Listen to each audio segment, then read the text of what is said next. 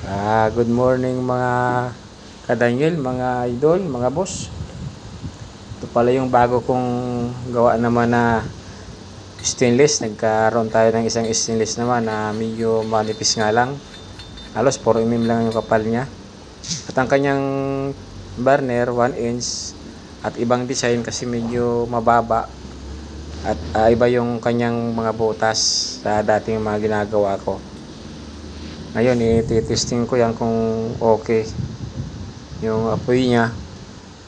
Kaya lang sa tingin ko magbabaga to kasi manipis lang yung stainless, pero matibay naman yan kahit magbaga kasi stainless. Hindi kakalawangin at hindi yung bakal kasi pag naiinitan parang nagkakaroon niya ng parang kinakalawang yung pag na-stack ng matagal. Ito kahit i-stack mo to ng matagal hindi matutunaw kasi stainless, hindi kinakalawang. Yan, ang lakas ng buga oh. Ibang design pala ng yan, ang butas. Yung mga ibang ginagawa ko dati, yan, naiiba yan. Medyo lumakas siguro yan kasi iba yung butas ko yan mga kadanyel eh. Kaya talagang mababaga agad yung chamber niya.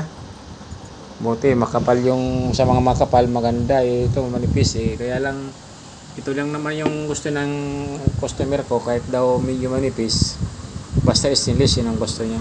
Ayaw niya yung bakal kahit pakapal, ayaw niya. Gusto niya yung stainless kahit medyo manipis. Yun oh. Talagang pinabaga ko siya para makita ko kung magbago ba yung niya, yung tawag diyan, yung pagkabilog niya. Yan, nilagyan ko na naman ng oil para pabagahin uli. Yun, pag bagong lagay parang yung ilaw, parang parang ilaw lang yung yung apoy yung tawag diyan, yung ginagamit sa bahay, sa probinsya. Ngayang kulay mauling eh. Pero mamaya yan, bababa rin yan kasi yun oh, habang nag-iinit na yung oil niya kukulay blue na siya oh.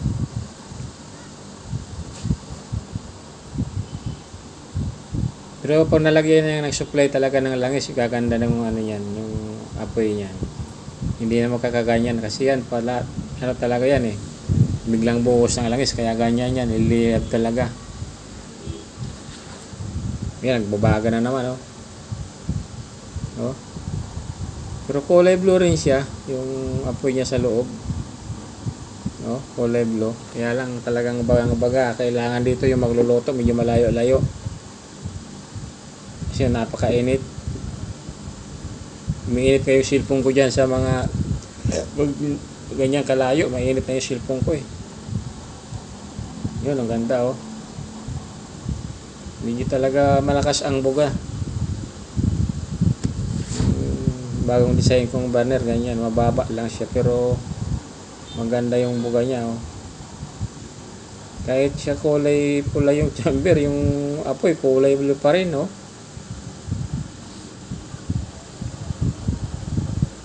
Bali taga Bisaya yung may-ari pala nito, kaya chamber lang at saka burner binibili para kaunti lang babayaran sa shipping fee kasi medyo kabigatan pag isang set. Yun, ang ganda ng apoy oh. Yan, isisend ko yun sa kanya kasi yung nakita ko sa kanya may pinakita siya sa akin eh, bagang baga rin eh. Yun, stainless din. Sabi niya ganun ang gusto niya kahit magbabaga basta stainless. Kasi mayroon na siyang dalawang kalan yata eh na gumagawa rin yata siya pang bahay lang o aywan ko lang kung pang bahay lang talaga.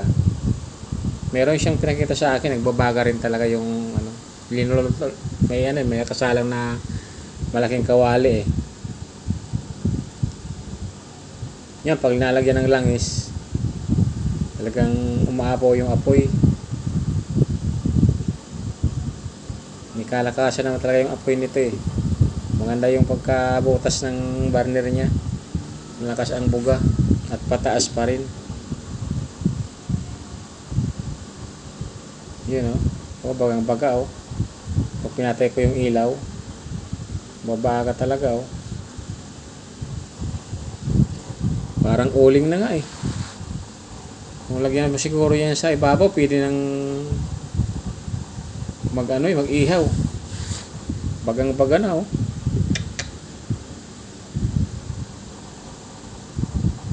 Pwedeng kung kanin, sasalang yan, sunog. Kailangan yan, mapapalambot lang talaga. Pag sinaingan mo yung bigas yan, ay, nako, sunog. Sunog yung sinaing. So ayan mga kaya Daniel, mga idol, mga boss, maraming salamat sa panonood at sa suporta sa aking maliit na YouTube na to, YouTube channel. Salamat, bye bye.